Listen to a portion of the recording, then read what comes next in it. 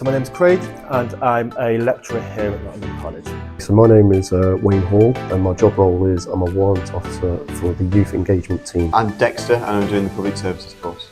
So today the event with the Army is a range of workshops and career information to give our students an insight into a life in the British Army. The Royal Navy are coming in today and talking about career paths in the Royal Navy and what you can do in the armed forces.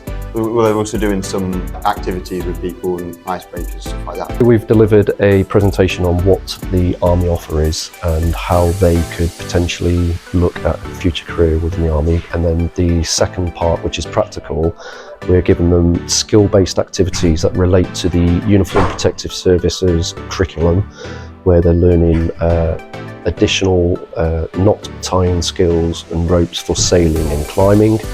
And then in one of the other rooms, we are teaching them teamwork, leadership and communication skills through interaction, practical activities. It's useful because it shows people different paths. They might be interested in one career path, they can show them different career paths.